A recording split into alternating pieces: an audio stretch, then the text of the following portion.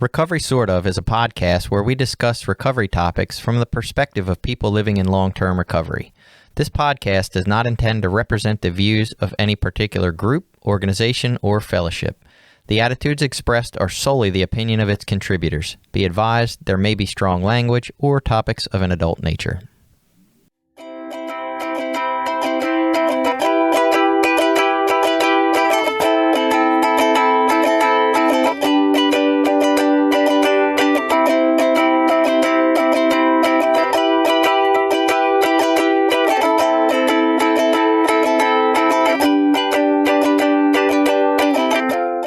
Welcome back. It's Recovery Sort Of. I'm Jason. I'm a guy who, by classical definition, was enabled in my addiction. And I'm here with... I'm Billy. I'm a person in long-term recovery. And I'm Jenny, and I don't have to drink today. Woohoo! And this is episode 100. And so we're going to have party packs, and we're going to give away millions of dollars, and we got lots of surprise guests, and none of that is true at all. But it is episode 100, and that is... Congratulations, man. We have set out to do something. I kind of, so as I overthink everything, remember we were on episode 9 and I was like, should we go to season 2? Yeah. And then I was like, fuck seasons. And then, leading up to this, I was like, do we celebrate episode 100 or do we celebrate episode 104, which is 2 years? And I was like, I don't know. Do we celebrate twice, 4 episodes apart? I don't know. But either way, episode 100 sounds like a rounder number, so that's fucking awesome. I was told there would be cake. Is there cake today? There's no cake. Oh. That's episode 104. Okay. But we just, we keep showing up, and we keep doing it for no good reason, but we're committed. If nothing else, people cannot say we are not committed. Yes, we have overcome some big challenges of vacations and family issues and all sorts of things. Yeah, we have locational challenges. That's right. And we have not missed a week, though it has not always sounded pretty. We have not missed a week. And I think that actually probably will change from here. I'm like, all right, we hit 100. We can replay an old episode if we have to. Fuck it. It's all right. So today we're going to talk about enabling. Right, this concept of enabling. Billy talked about it a couple weeks ago. It got brought up. What were we even talking about? We were talking with Caroline, and she had mentioned, I can't remember specifically, but she had mentioned something about enabling people. And I said, I don't know if that's a thing I believe in anymore. I don't know if, I think we enable people. I remember the topic of that episode. The topic of it was... Expectations. Oh, yeah. Right. And you were saying that you saw that intervention show and the mom who decided it was safer. So actually go ahead, recap that because that's important. Yeah, so I used to watch that intervention show. If you've never seen it, it's on A&E or one of those networks, and it's basically a person that's in chaotic use and their family does an intervention to try to get them help and get them into treatment. And they'll tell their story, and it was a mom was telling the story of her daughter who they were getting ready to do an intervention with. The daughter had been using. The mom did the tough love type things, threw her out of the house. The daughter started prostituting and living off the streets and all that. The mom got a call one night to basically come identify her daughter's body at the hospital because some John or the pimp had beat her up and left her for dead in an alley. And they found her and brought her to the hospital and pretty much assumed she was going to die.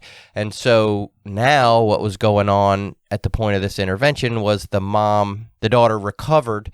The mom brought her back to the house and did all the, I think, over the top things, which was going out to get her daughter's drugs and things like that. But from the mom's perspective, she said, after she got that call and really knew what her daughter was doing to use, she felt like it was just better and safer for her just to buy her drugs and keep the daughter at home so that she could have her alive. And that's hard to argue with, right? I remember in Hamden growing up in the middle of Baltimore City, there was a young lady that I had gotten high with. I didn't get high with a whole lot of people often, right? I was stingy. I was like, I didn't want you around. You might interfere with my drugs somehow. But I do remember her being around. We'd hop in the same cars together to go over to buy drugs and stuff. And she was found beaten to death, right, by somebody. And it's damn, I bet her parents who thought they weren't enabling her might think differently about it at this point. And so I think it brings up an interesting conversation because we've had this idea forever. I think it's well established in like the Al-Anon, Nar-Anon world of we don't want to enable the people to use. We want them to face these consequences because that's what's going to get them clean. And I don't know, is that changing? Like doing some research on Google, what I found was there are no articles about that idea changing. Like there is still very many articles about enabling and how it's bad and why we don't do it. And it's an interesting idea, right? So if we conceptualize that the way to get clean is through consequences, that's going to be enough. I guess, yeah, we don't enable. We want people to have consequences, and then they find sobriety or clean time or recovery. But if that's not what we think is going on, so to speak, if it's not necessarily consequences, I mean, how many people have OD'd because they were getting high in a place where nobody was there watching them to be able to Narcan them or call help? And why are they doing that? Well, because we're not going to enable them and let that in our house, right? And I think that idea of, not enabling people is a barrier to a lot of the harm reduction techniques that we're seeing nowadays. I mean, it's one of the biggest things you hear from, politicians or people in the community is like, oh, you're just giving them needles, you're just enabling them to use. And to some, I mean, if you want to look at it from the definition of enabling, like, yeah, you're denying them the consequences of death and hepatitis and, AIDS. AIDS and all these other health community risks. But at what point do you, I guess from my perspective on this enabling idea is like we look at, and I think we've talked quite a bit about it, like addiction, the idea that it's a moral failing or a moral dilemma and that you need to suffer some horrible consequences in order to get better. I think that's an old idea that's starting to change. I think we look at it now as usually these are people that have suffered, most of the time, a lot of severe abuse, neglect, some sort of trauma, and that if we can keep them alive long enough to get them into the right sorts of treatment for their trauma or past, issues that they have to deal with, then they can get better. But us, forcing them into worse and worse situations so that they're homeless, out on the street, having to prostitute, having to steal, lie, cheat for drugs, like, is that really what we need to do to get them help? Right. In comparison, like, would we let the, our loved one get to stage 4 cancer before we give them help? I mean, is that a good comparison? Is it? I'm trying to think of something that would be really similar. The needle thing or the Narcan, we always talk about the insulin, right? Is that similar in any way? Would we like? Yeah. So if we are coming from a disease model, which I don't know if we are anymore or not, it's up in the air. But if we are coming from a disease model, if this is truly a medical disease of substance abuse, then what good is it to just let them sit? Right. We wouldn't let them get to stage 4 cancer. We wouldn't not intervene or help the guy who's diabetic. We wouldn't watch him in a diabetic coma and be like, he just needs to, have harsher consequences and he'll start producing sugars. Yeah. Right. Or digesting sugars or whatever it might be. Well, and it almost gets back to that NA saying, some must die so that others can live. It gets back to that idea. It's like, wow, that's a fucking terrible thing to, I don't know that saying. Yeah. It's a recovery saying in Narcotics Anonymous. Yeah. Well, and I think, we look at that as like, I don't know how I've looked at it in the past, honestly, but really, and we talked about this a week or two ago too, that idea that like, when I keep saying, oh yeah, I keep, offering to help these people in recovery and they're not getting the help, they're still using, but I'm clean, right? I think that ties into that statement of some must die so that, that's not a good idea. Like, if I'm not helping these fucking people, then who gives a fuck if I'm still clean or not? I'm not helping at all. I don't know. That's weird. Yeah, but as far as, the enabling part, I mean, it's really hard, right? Like most of these cases, there's not a one-size-fits-all to recovery stuff. Mm-hmm. And there are going to be people that no matter what you do, they don't want your help, and they'll take whatever you want to give them. Anything you want to give them, they will just take, and then when you aren't looking, they'll take some more.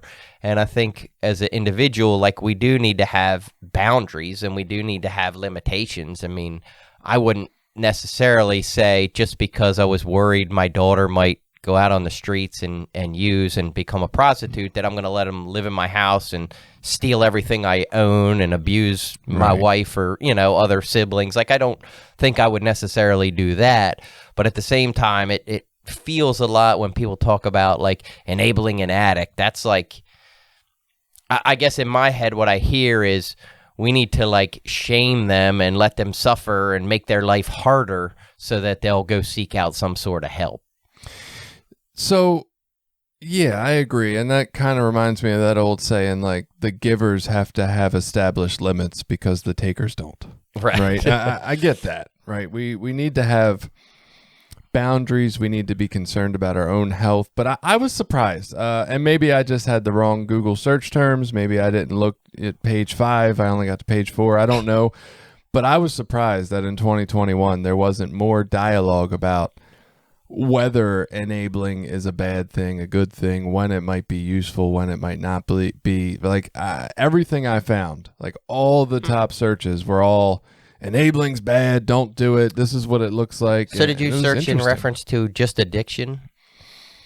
I tried to search for in reference to addiction and around the idea of mental health. Okay, because I just did some general like enabling type stuff, and apparently there is some pretty positive information about enabling through different therapies to try to help people become the best versions of themselves. I didn't read much about it because it wasn't what I was looking for, but I did find some of that as being something like, how do you enable someone to get over different traumas and things like that. So, but I wasn't searching specifically around addiction or anything. I just looked up enabling and is enabling good and how, what is enabling? Like, when I was thinking about enabling for this episode, I was thinking about how addiction is a family disease. And so the addict is, fucked up in their substance abuse ways, but the other members of the family and loved ones are kind of fucked up in their like enabling ways. Like they're adjusting to the addict's life in subtle ways or sometimes major ways, like compromising their own self-care or morals to help the addict. And so it's almost like enabling is its own disease. Is that so? To speak to what Billy said, I think like in my social work learning, we talk about the role of being an enabler as a social worker, right? Enabling people to access resources, enabling them to better their situation.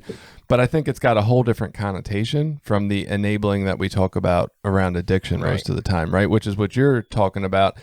I think we've often said like, oh, well, there's the addict and then the enablers around them are the codependents. Right. They're codependent on this person being okay. And so out of fear, they enable them to continue because they don't like the other idea of what will happen if they don't. Is there a difference between enabling and codependency? I would say that people who believe in enabling strongly probably believe that enablers are codependent. Okay. Because if not, why wouldn't you do something else? And the way you said it makes sense. They're codependent on the addict being comfortable. Yeah, and there seemed, for me at least, in what I read centered around addiction, there seem to be two different ideas around enabling. One of them being, and I'll kind of read this because this, I think, makes more sense to where I would say, yeah, this would be enabling. It says, where the family members excuse, justify, ignore, deny, and smooth over the addiction. Like those are all ways that I think, yeah, I wouldn't want to do those things no matter what situation my family member was going through. But to think of enabling as anything that we do that minimizes the consequences of someone's actions or allows them to continue a certain behavior, I think that's different. Top result on Google, right? It's on Healthline. It says, what is an enabler? 11 ways to recognize one, right? Interestingly, and I just noticed this article was written by Crystal Rapol, who I believe is a female. I'm assuming just by the name Crystal. That's an assumption, but probably a valid one. But it's got a little picture, and I just assumed the little picture was the author. But the picture's a dude, and it says medically reviewed by Timothy J. Legg, and I'm like, so the guy who medically reviewed the article gets his picture up, but the writer doesn't? Like, what a patriarchy world. Sorry. It stuck out to me as interesting. Right. So it says, the term enabler generally describes someone whose behavior allows a loved one to continue self-destructive patterns of behavior. I take exception with that idea right from the get-go, that it describes someone whose behavior allows a loved one. Like, motherfucker, you don't have control over other people. Right. You don't have the ability to deny or allow anyone to continue their self-destructive behavior. So I think that's a shitty way to frame it just from the get-go.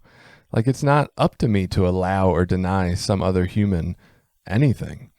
And that's just a weird way to frame it, that it allows them to continue self-destructive. What about patterns parent of and behavior. child?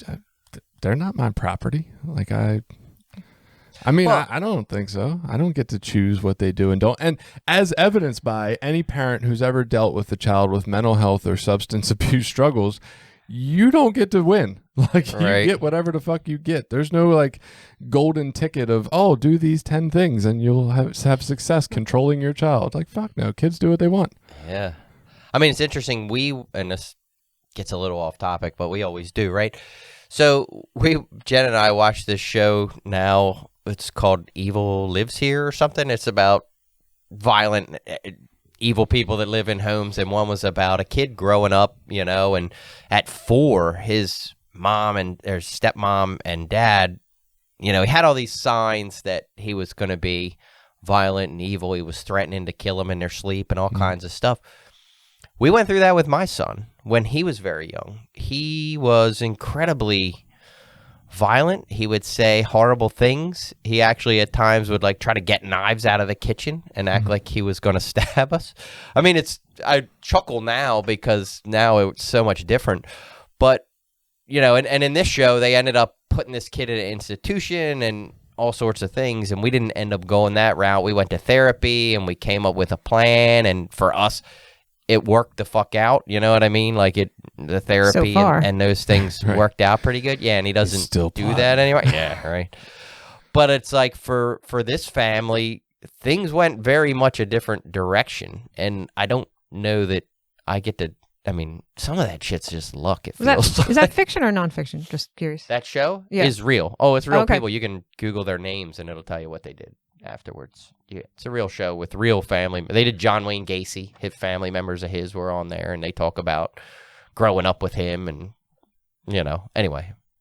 So the article goes on. It says the term can be stigmatizing since there's often a negative judgment attached to it, which I agree. There is often a negative judgment attached to enabling. If you're considered an enabling parent or an enabling partner, like your view. Yeah, I never think of that in positive terms, but you could enable your child to greatness, Right. Didn't really think about that till today. No, we're definitely like, oh, you're enabling? You're sick terrible.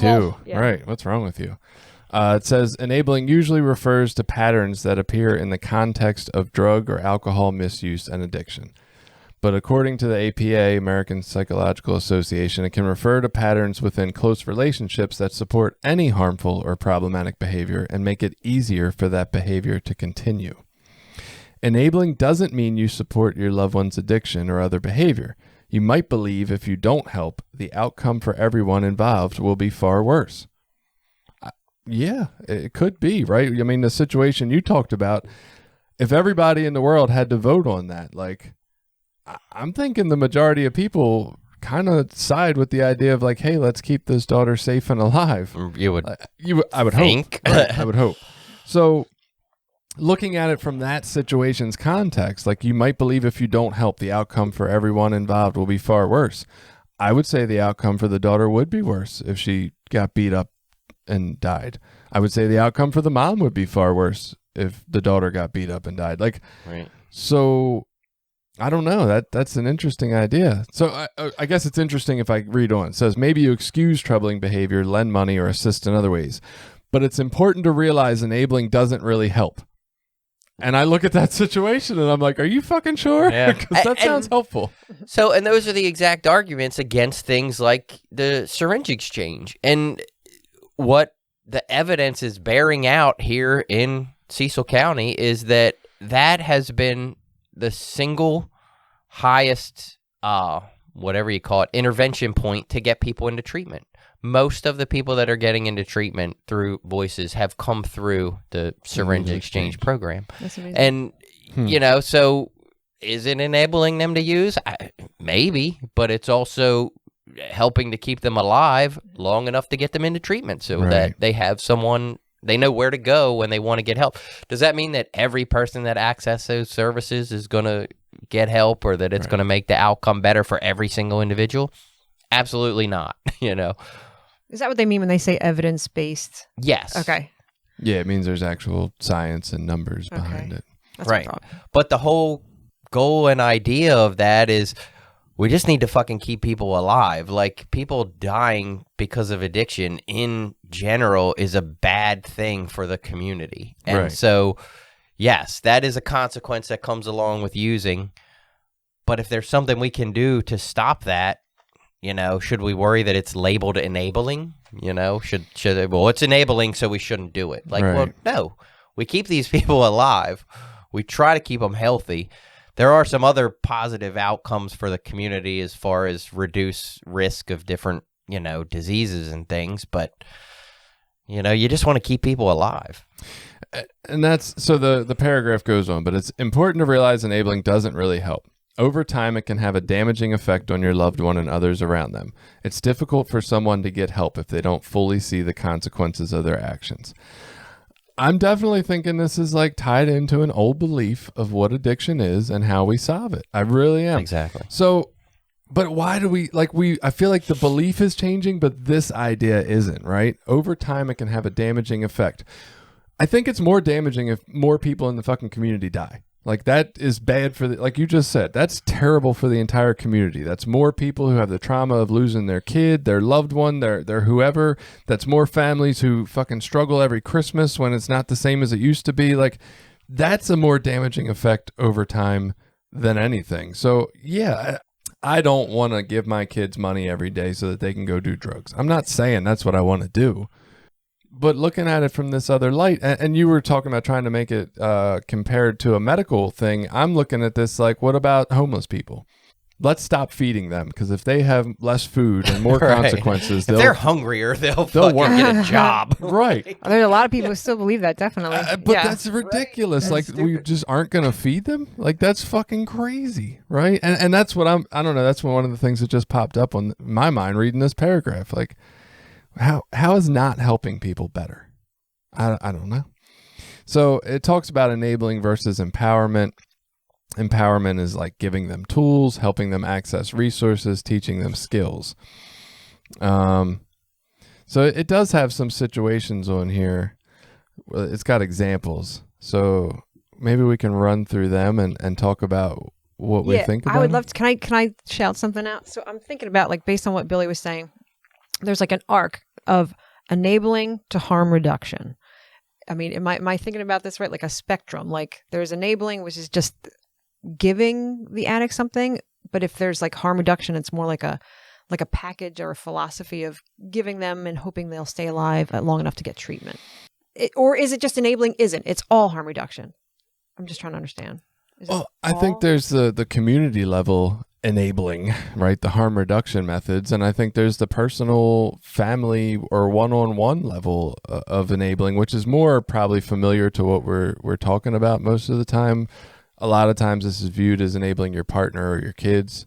You know, do you give them money? Do you overlook the fact that they come in late? Do you ignore the signs that there's a problem because it's just easier to ignore than it is to cause the conflict of dealing with it? Like, and some of it's a little more complicated even than that. So one of the articles I was reading was talking about, like, let's say you're a wife of a husband that's an alcoholic and he drinks too much and can't make it into work. Well, then you go and call his work, you know, oh, he's sick, he can't make it in today, you know, to cover for his using. Well, if he loses his fucking job, you know what I mean? Your family doesn't that affects eat. the family, that affects the kids, that affects, you know. So, and in the article, it sort of was making this wife out like she's an enabler for her husband. Right. Like, yeah, what the fuck happens if he loses his job? You know what I mean? And she becomes homeless and her kids, you know, now have no But stability. if they keep going down the road they're going, he's going to lose his job anyway. Maybe. You know, like Maybe.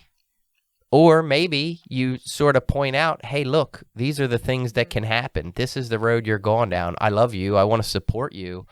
So then, that move was part of a bigger package, a bigger philosophy. Yeah. Well, and what if he loses his job in 10 years once all the kids are 18 and out of the house? It's a little less impactful and drastic then, right? It's or not she fucking can up see the it whole coming family. so she can get some things in place. Like, right. Yeah. So, I can start stocking away some savings so when he loses his job. or what if 2 years from now, miraculously, he decides he has a problem and wants to do something about it and gets help, right? Like, I don't think... I get it. I get what you're saying, right? Oh, well, he's going to lose it anyway one day. And maybe that's true, but I think that doesn't mean we should have worse outcomes sooner just because that might be a possibility in the future. Mm-hmm. I don't know. I read that same article and I was thinking the same thing. I didn't get that. Really? Yeah. Right. Like if he loses his fucking job, everybody suffers. You know what I mean? It's not just like she's not denying him of the consequences. She's got fucking consequences wrapped up into that shit too. Right. And so I guess from a clinical standpoint, what I would say is my belief, and I think the belief of a lot of people right now in therapy, is the idea that if you take away someone's coping resources without having resources already put into place that they can use, that's malpractice. Like for someone to come see me and me to not give them anything, I haven't given you any breathing techniques, any meditation, we haven't talked about anything, we haven't calmed your nervous system, and I'm just like, you need to fucking stop drinking. If they stop drinking, that's going to be bad, right? They got nothing to put in the place of it. So if I haven't resourced someone, I am really like committing malpractice by trying to get them to stop something when they have nothing else to put in place of it.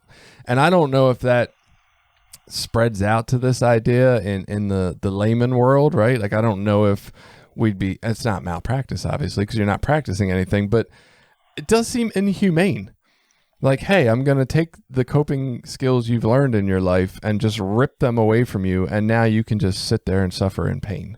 Yeah, and I believe this idea of enabling needs to change because our views on addiction change. It's like the Johann Hari, the opposite of addiction is connection thing, and like say the belief that addiction comes from trauma. Like those ideas, like you said, lead us to look at addiction like, oh, this is a result of, abuse, neglect, trauma.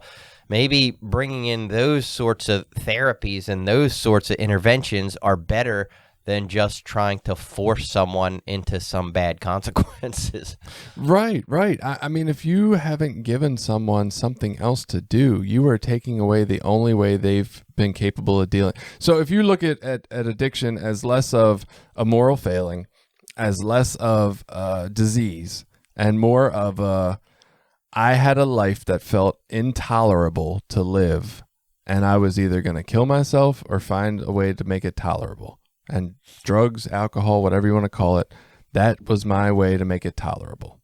Well, now if I take that away from you, I'm putting you right back into that intolerable life, right? It's like if you get out of the car and you leave the radio on 18, when you get back in the car, the radio is on 18, right? Like when you get out of that pain, when you go back into it, it's the same pain. And so if we don't give you anything, we're really doing more harm than good. To not enable that person until they have resources is to say, hey, fuck you. I don't care if you're hurting.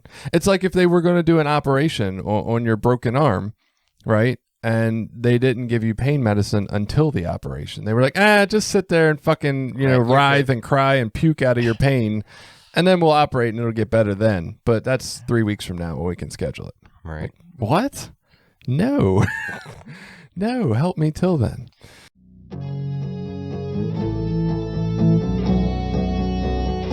This episode has been brought to you in part by Voices of Hope, Inc., a nonprofit recovery organization made up of people in recovery, family members, and allies. Together, members strive to protect the dignity of those that use drugs and those in recovery by advocating for treatment, harm reduction and support resources, and mentoring. Please visit us at www.voicesofhopemaryland.org and consider donating to our cause.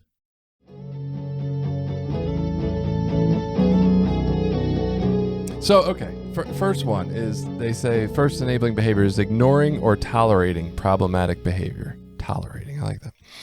So here's the situation. Your partner struggles with alcohol misuse, right? You got that? So your partner's struggling with alcohol misuse.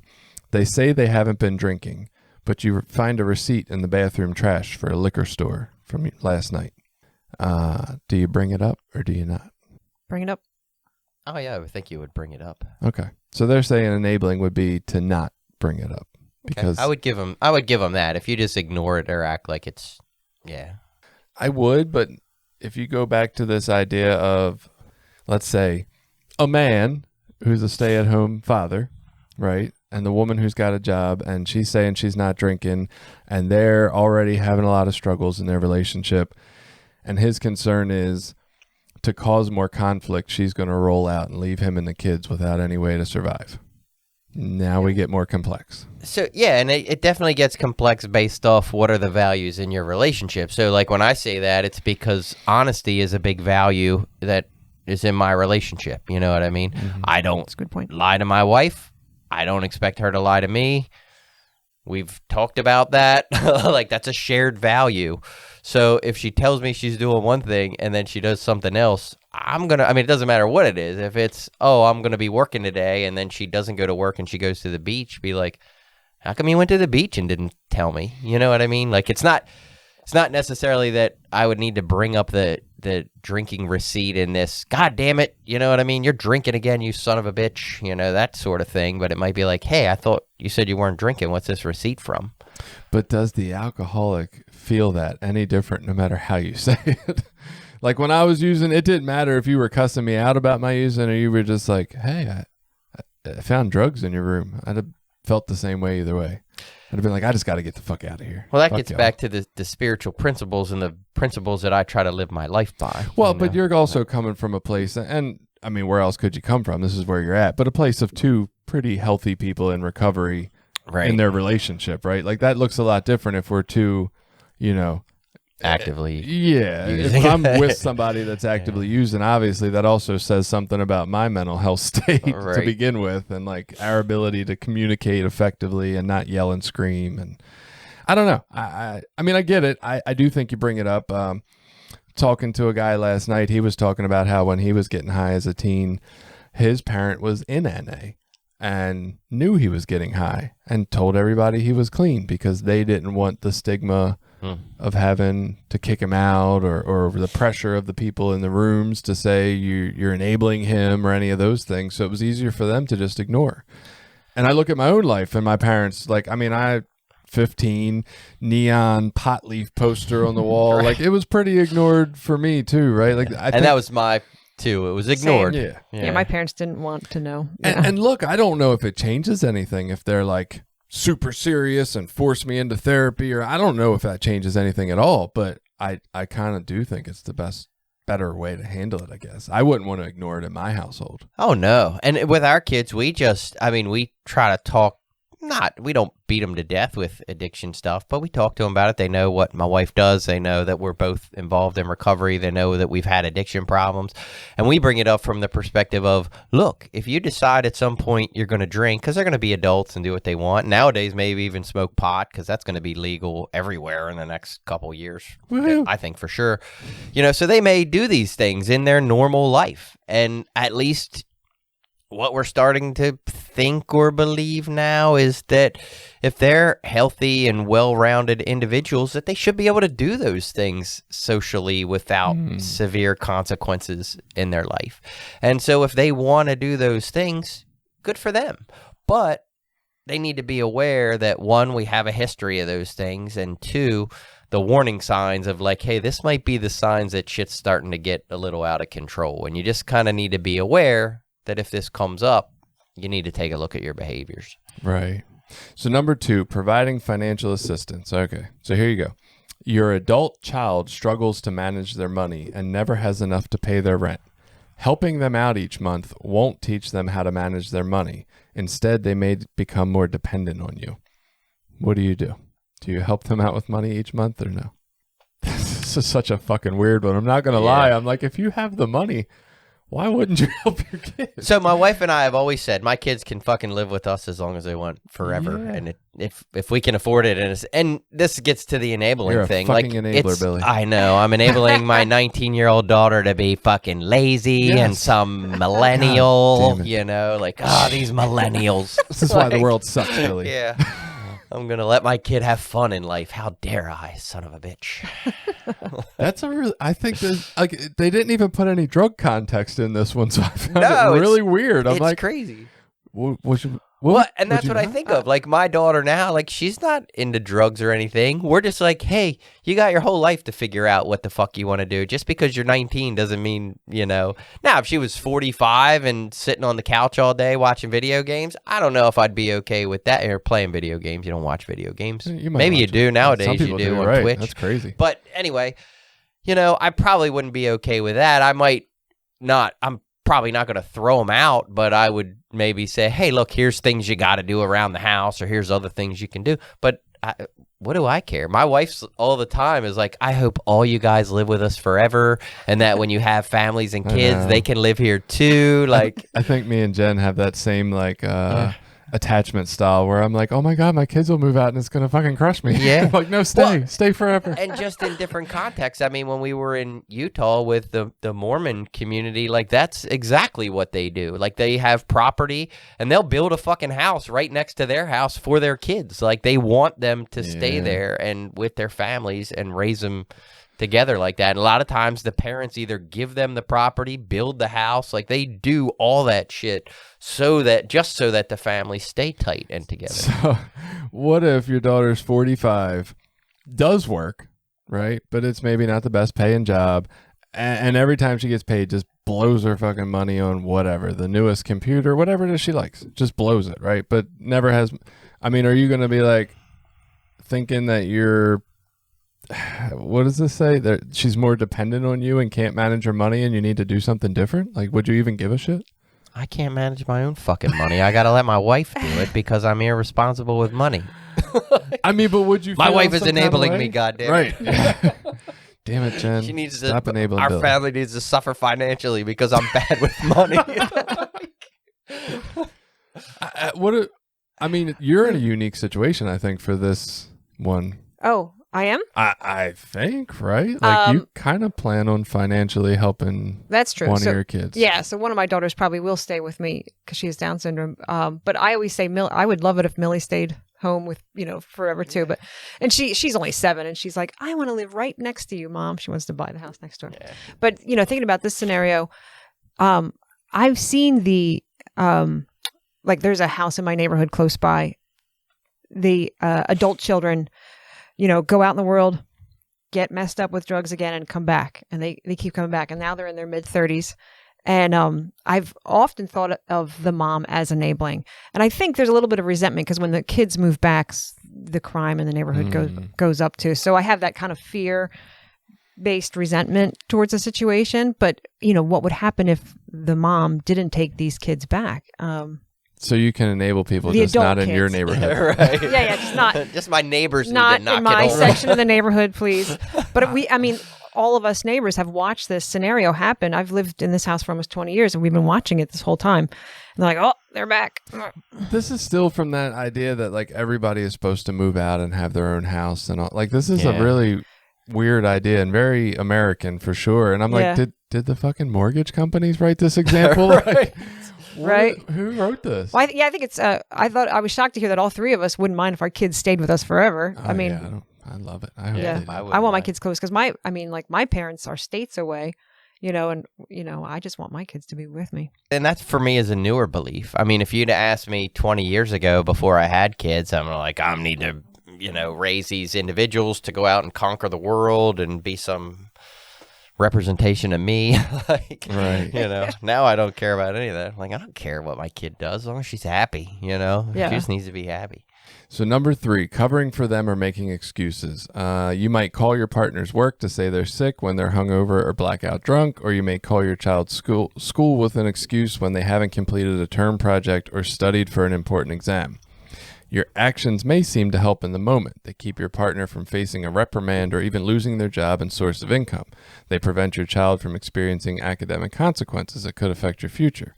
But your actions can give your loved one the message that there's nothing wrong with their behavior that you'll keep covering for them.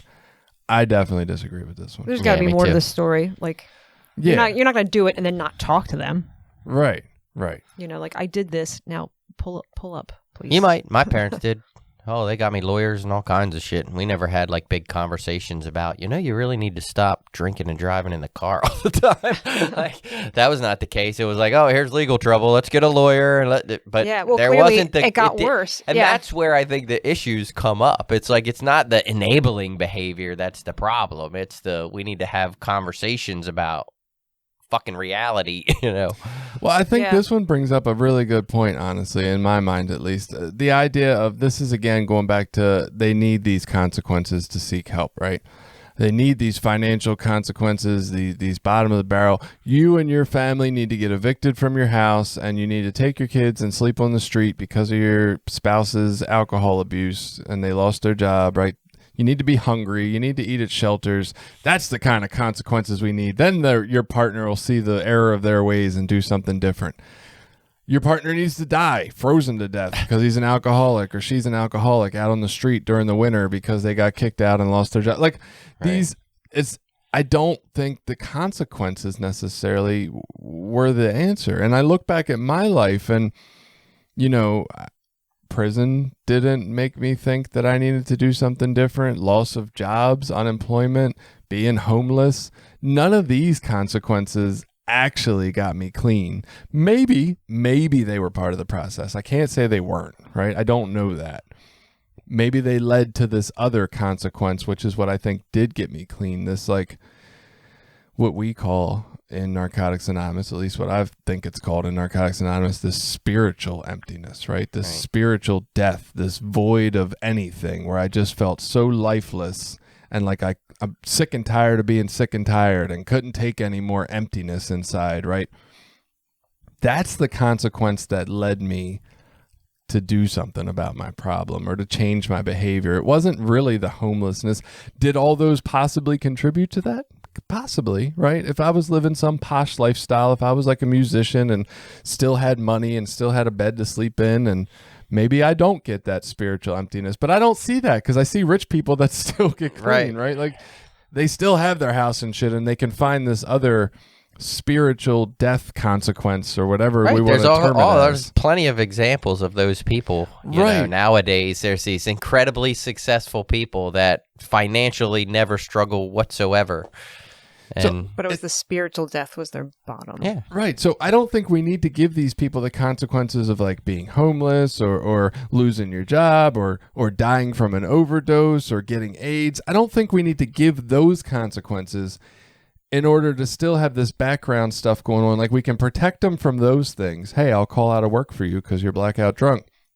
And still have these conversations and try to lovingly get them to seek the resources that they can put in place so that they can have the other desire to find recovery, whether that's a consequence or not. Well, and you brought up a good point about like coping mechanisms. Like just because you help someone do something, you can still or you can work with them towards how to cope with those things, like just because you help them deal with their drunken calling out of work doesn't mean you just go, oh, I'll just do that for you forever now, and that's just how we handle this situation. You might still have a conversation, be like, no, look, we got to figure something out here. We can't, this isn't going to keep happening. We can't keep doing this. So this sounds like, to me, the word keeps popping up in my head is compassion. Like, so compassion for your loved one and compassion for yourself. So taking care of the loved one. So yeah, you lie to the teacher or employer, but there's got to be a follow-up because that protects you. Compassion for the addict and then compassion for yourself for the better outcome. Because if you have that conversation to say like, yeah, we can't do that. We can't keep doing this, Well, and that's where I think this idea of enabling just falls flat for me is the opposite of enabling. When you say you need to stop enabling, what we've considered the opposite to be is tough love. I don't think tough love and compassion exist in the same fucking room. Right. Like those seem like two very different ideas, right?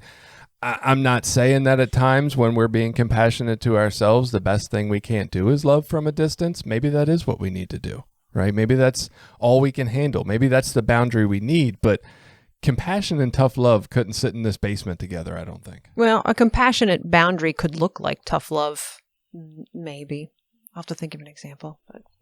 Yeah, well, I mean, as a parent, I mean, if my kids stole everything that I own and I came home from work every day and the TV's fucking gone, I don't know that I can allow that kid to continue to live in my house. But I don't think it Lock differs. him in the basement. Yeah, right. Got fucking tags on my TV. Or like if my children did steal from me, like I would probably call the cops at some, I mean, maybe not the very first time. We might have a conversation, be like, look, the next time you steal my shit, I'm calling the police, you know what I mean? And telling them that you like stole a good my shit. Compassionate boundary. Yeah. You know, I might not need to throw them out at that point, but if they steal my shit, I'm calling the cops, and we all know. But I think the boundaries is where that becomes important. It's like, what am I willing to tolerate? I mean, maybe I don't care about TVs, and I like buying a new TV every other week. So, you know, who cares? Just give them the money. They're only getting a quarter price for the goddamn Right. TV. Yeah, right. I'll just give you $50. You're only getting 25 for the TV. Quit stealing my TV. I learned so much from this show. My parents put an alarm system on the house, and it was like the option of you can be in or out, but you can't go in and out. Right. Like you can stay in here with our shit safe, or you can be outside where our shit is in here safe, but you can't be carrying shit in and out of the house. That's not going to work. Wow. Yeah. How'd you smoke cigarettes? Yeah, that's a good question. I don't think I ever chose to stay in. I was like, Okay. in. Or I allowing can't get people, drugs I mean, in here. to saying to my kids, like, look, here's the rules if you want to live here. You know, this is how we're living. Like, you know, I've always said it, and now I'm lax on it, but because she's got her own key. But I've always said with my daughter, like, look, like you need to be home by midnight. I don't want people fucking coming in and the house at 1 and 2 in the morning. Now, my daughter's super quiet. If she woke me up and made a bunch of noise, I would be pissed. But, you know, my 19-year-old, she does sometimes. She stays out late and stuff. But she's responsible. I don't really worry that much. She locks the door when she comes in. She's very quiet and respectful of us. And I just think back to me as a kid, like I wasn't those things at all. I'm fucking coming in drunk and making all kinds of noise and going to my bedroom, turning fucking music on. You know, my parents got to work in the morning. Knocking the fucking coffee table over, and I'm like, shh. But I'm so oblivious. Table. Right, and that's all they're doing. They're yelling, like, would you be quiet, please? It's like... Right. And I just think that's fucking crazy. Like, I would never tolerate that. So, I mean, looking at this from my standpoint right now with my daughter, and like, there's the belief that she's been sneaking out more than we're aware of. And like, we just bought 2 camera systems, and but it's not like a tough love, I'm not going to let you sneak out. It's like I'm here to protect your fucking safety. That's my job, and I need to know if you're leaving this house. Like, we need boundaries around this. So it's, I don't consider that tough love, but I'm also not going to allow the behavior that I see as dangerous to continue if there's something I can do about it. So I don't know where that falls in enabling or not enabling, but it's from a compassionate place. It's a little place. different, though, when they're under 18, I think. Because, like, especially in schools nowadays, like in public school, like, you can't just let your kid fucking fall behind because they like to play video games, like, as a parent. Like, I mean, you can, but... Actually, now it's ridiculous, dude. You can, like, do none of your work and then turn it all in at the end of the year, like, half done, and they'll still give you credit and pass you. Yeah, but I'm I like, think as a parent, I mean... Most kids, you know, they'd much rather play video games and hang out with friends and go do stuff than do homework and shit like that. And like as a parent, you gotta. So here's what's funny. You're saying this, and I'm sitting here thinking, and I'm like, yeah, enabling's fucking stupid. It doesn't work. And yet, when I look at the school system enabling kids to turn in late work, like after the due date, I'm like, they're fucking enabling my kids and fucking them all up. They're not teaching them life skills. Like, you can't turn in your work late at work. Like, that don't work. You get fired. Well, no, I don't think the school system should do it. I think as a parent, you almost have an obligation to enable your kids to succeed. And the whole game is rigged. Like, it's a fucking rigged game. Like, you better... An 11-year-old doesn't understand the rigged game of the public school system, and that failing a couple of grades can fuck you up on your credit and the rest of your life when you're fucking 19. They're looking at your 6th grade fucking math shit to make credit decisions. Like, that's nuts. Wow, I didn't even know that. I think looking at the public school, they seem more and more like a business to me these days. Like, it's a racket. I went to get a job at 25 in the union, And they were like, it looks here like you failed French in 10th grade. I was like, Right. are you What? fucking serious? Yeah. They were like, what's up with that? I'm like, I was in 10th grade and didn't give a Right. fuck. I was fucking 12. Like, what do I know? Right. Like, I don't know. Like, what do you want me to say about that? Right. I'm I met changed this now. girl, and all of a sudden, I didn't give a fuck about nothing. Yeah, I didn't finish high school. I didn't even finish high school, and they asked about the fucking grade in French. Yeah, like right. I'm like, It's I didn't even stupid. finish high school. Like, I didn't care about life back then, obviously, and I'm different now. That's what I'm here for. Wow. It was weird. Anyway, number 4. Taking Wait, don't on- go too far. Oh, sorry. go So ahead. back to the parent-child thing. So earlier, you were talking about how much control you can have over your child. This was earlier in the podcast, and you were saying something like, you can't control, but Mhm. but in this question, it sounds like you do have some level of responsibility to not enable your child. You can do your best, but I don't think ultimately, no amount of punishment, no amount of reward, no amount of system I've put in place yet has had really any effect on my daughter, right? And from a therapy standpoint that everybody might not agree with, that's because I believe her nervous system, her fight or flight responses, her freeze responses, like all that shit is so misattuned and out of whack that consequences don't fucking mean anything. When life seems like life or death, you don't worry about, oh, I don't have my phone.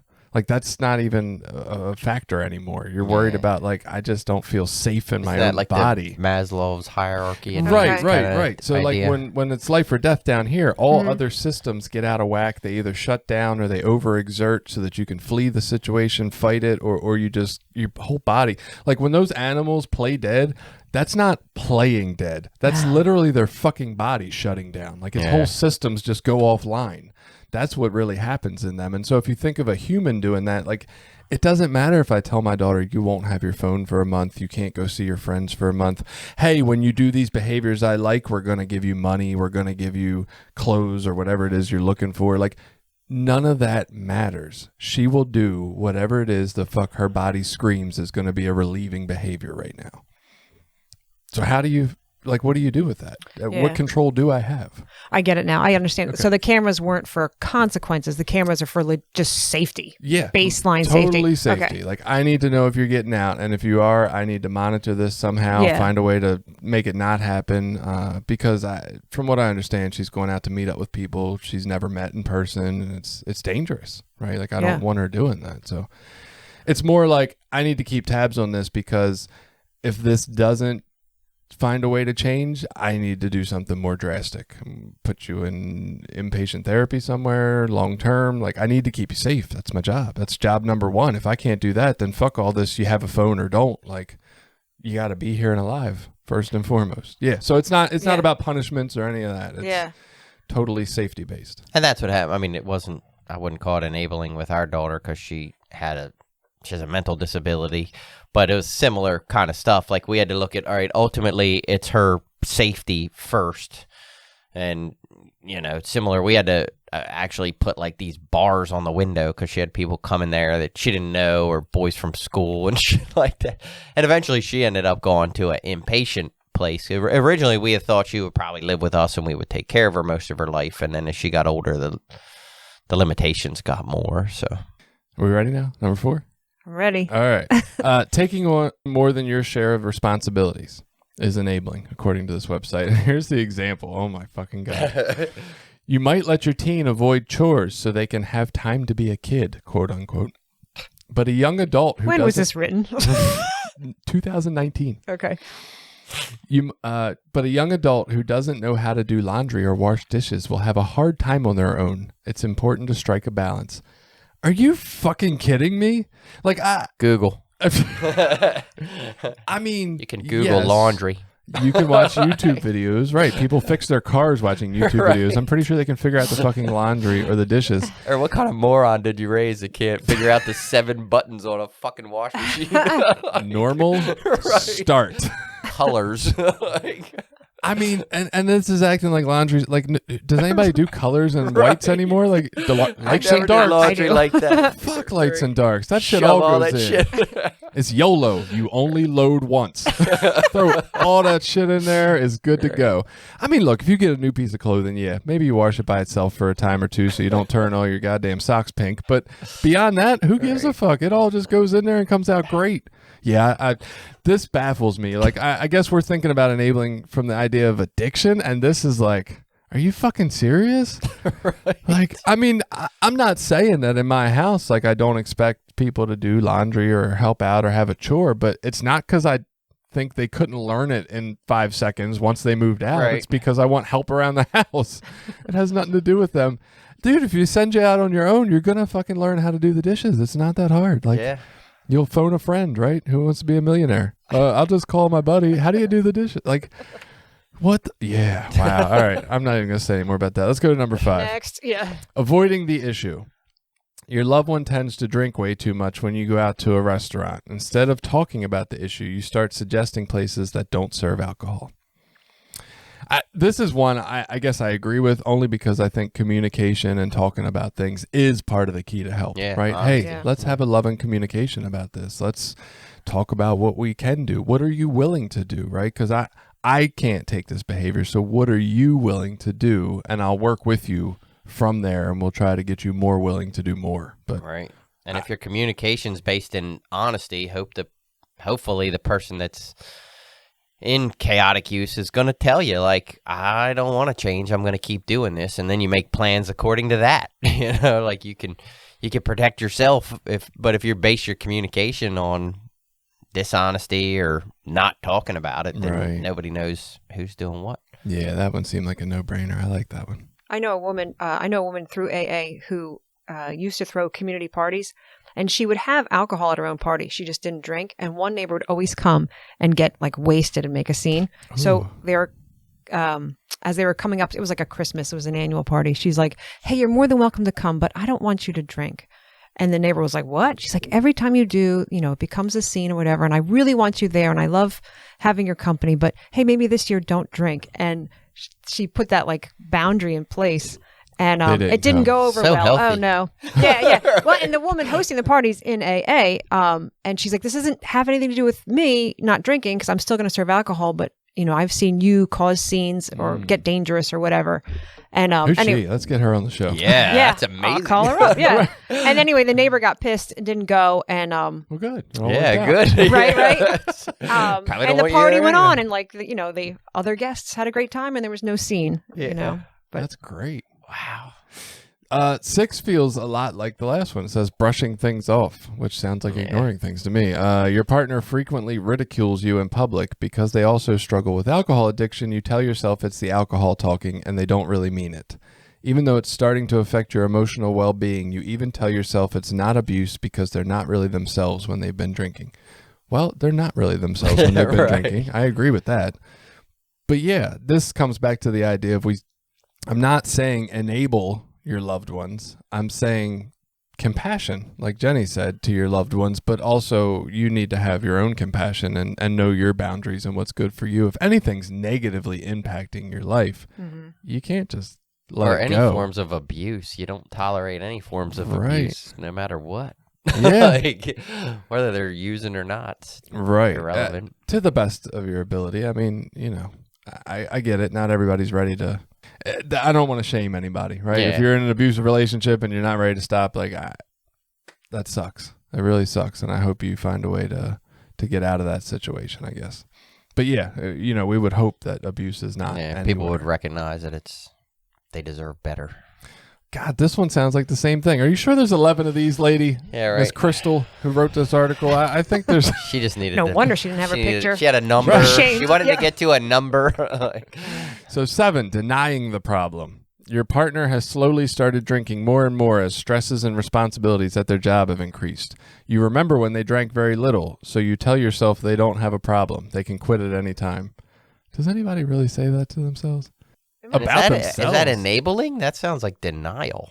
Like, Yeah. I guess that's a like form what are of you doing enabling? for them by not saying anything? I could tell you That's my weird. last year of drinking. Well, with the last question, I said terrible things in blackouts, things that I don't even believe. But I said terrible things to my husband. And in the last year of my drinking, he asked for a divorce 2 or 3 times. And I was like, no, I'll stop. And I would stop for like a couple days, but he never followed through. So I guess it was that enabling because he never did. He let you keep drinking because he didn't divorce you. Right. Yeah, and if he'd have divorced you, you'd have stopped 6 months sooner. Well, I mean, because I was a real ass, like he should have divorced me. But I mean, those times of him asking for a divorce kind of built up to help me get help. Like he didn't leave me, but I remember those like as like pinpoints in the last year of my drinking. I was like, wow, James is going to leave me. And so he didn't leave me, thank God. But did he say, Jenny, we're getting divorced? Or was he like, hey, Jenny, I love you, but like this behavior is going to make us get a divorce? It was like that. Oh, yeah, it was more that's like, nice. Well, yeah, that's healthy. Yeah. He's remarkably healthy. I don't know why he's with me. Yeah, that sounds really good. Yeah. Yeah, that's cool. He's like, I think he did. He said it in this. I think maybe of the 3 times, it was like a couple months apart each. Like one time he's like, we're done, we're through. But then other times it was like, I can't live this way.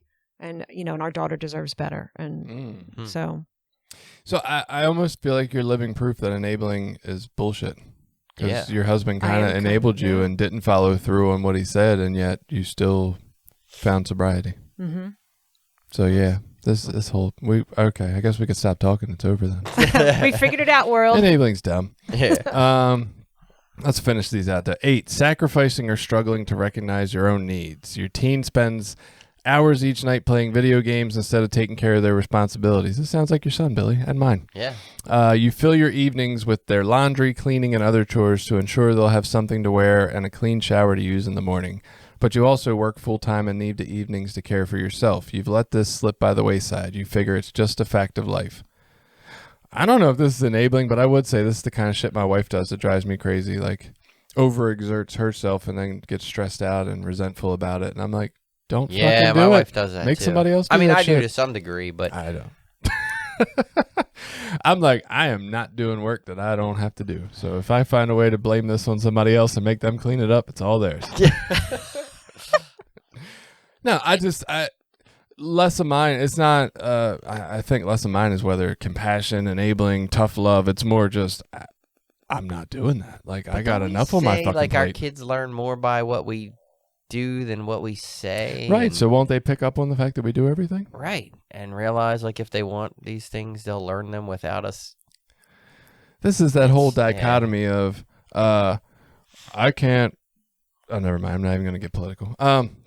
9, not following through on consequences. Oh, here it is, Jenny. There may come a time in your relationship when you've had enough. You might say, if you spend this money on anything other than rent, I'm not going to give you any more money. Or, I can't stay in this relationship if you don't get professional help. You might also say, I'm only paying my share of the rent this month, so if you can't pay yours, you'll need to find somewhere else to live. But you don't follow through, so your loved one continues doing what they're doing and learns these are empty threats. But we've just proved that's bullshit because Jenny's here with us. Ta-da. Yeah, or there's other things you can do, like, hey, what's the landlord's address? I'm going to send them the fucking rent. Yeah. And then you just pay the rent and not give them the money. Like, Yeah. Or get your name on their but bank they make account. it sound like paying someone's rent is this terrible thing. Yeah, I don't know. Yeah, there's a lot of rent paying in this thing. I never thought much about rent paying. Although I did continue to use the entire year my mother paid my rent when I was renting a room from somebody. Yeah. And she bought me groceries every week too. So Enabling. yeah, she shouldn't have done that. I might have got recovery sooner. I don't know. Or not at all. Right. Or I might have been dead because I OD'd on the street or froze to death. Right. 10, not maintaining your stated boundaries. If your loved one starts shouting during a discussion and you continue the discussion instead of walking away, they may get the message that the problematic behavior isn't that big of a deal to you. They may also feel that you'll easily give in on other boundaries too. Well, that's a stretch. Yeah, right. Oh, you'll let me yell at you? You'll also let me steal your money and your TV. Right. Borrow your car whenever I want. What? Yeah. Wow, these feel ridiculous. 11, feeling resentment. Say your sister continues to leave her kids with you when she goes out.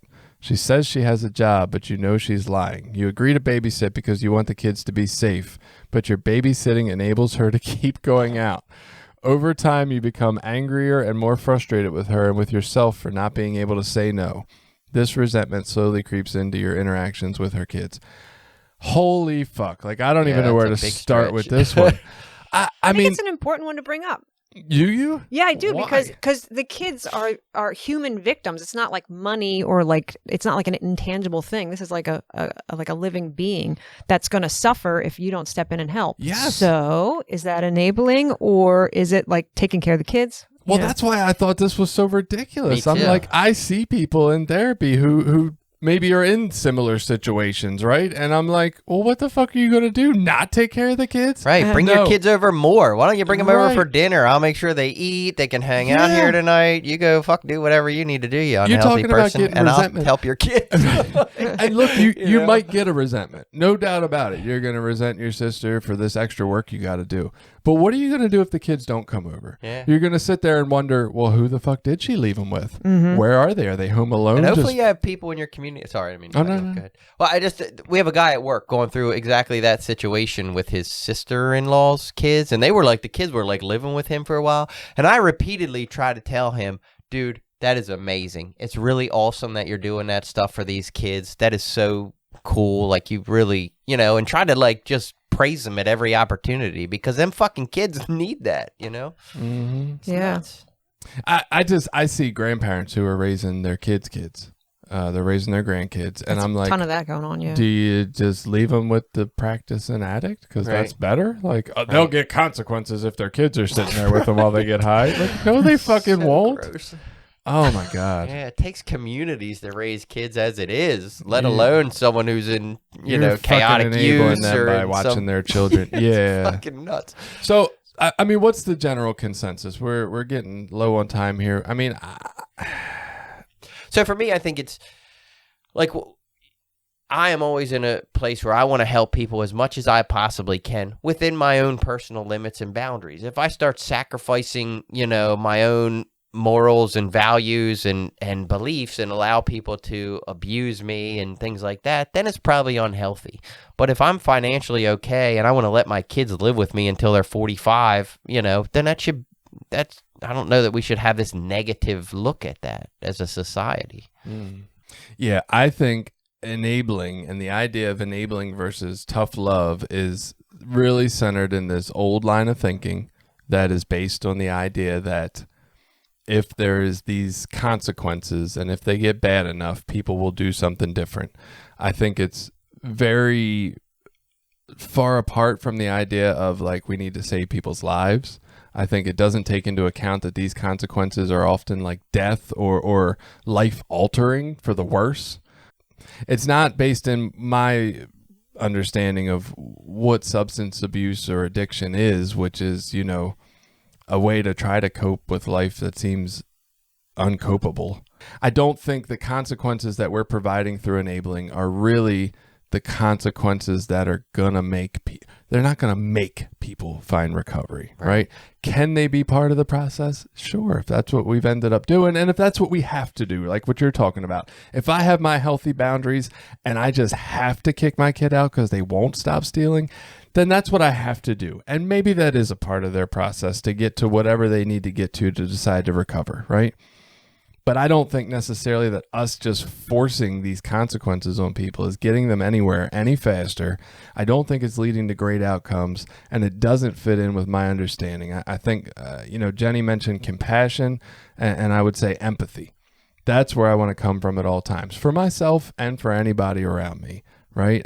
Yes, I need my healthy boundaries to keep me in a good place, but I also just want to keep people alive and as healthy and be as useful as possible until they can get somewhere better, not just force feed consequences to them of pain. You need more pain in your life. That's what you need. That'll fix you. Suffer. And I guess I look at it as, there's no guarantee that we're going to be able to help a loved one or a friend or family member, get into treatment.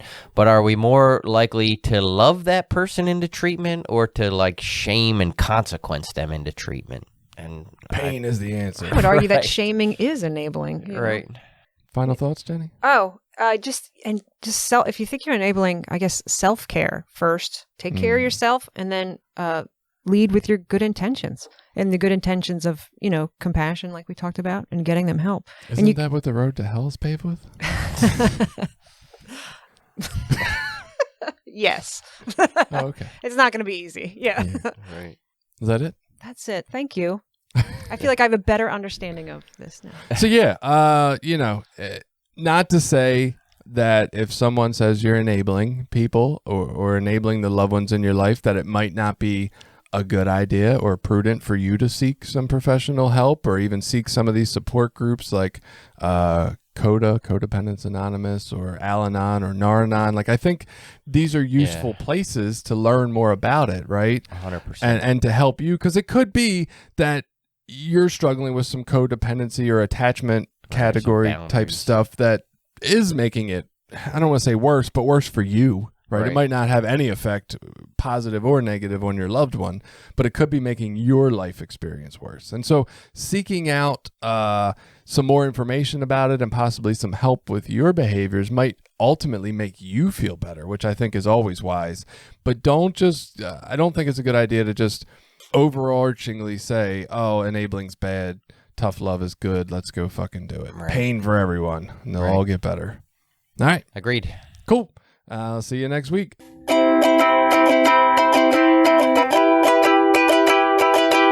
Did you like this episode? Share it with people you think might get something out of it. Check out the rest of our episodes at recoverysortof.com. Also, while you're there, you can find ways to link up with us on Facebook, Twitter, Instagram, Reddit, YouTube, anything. We're always looking for new ideas. Got an idea you want us to look into? Reach out to us.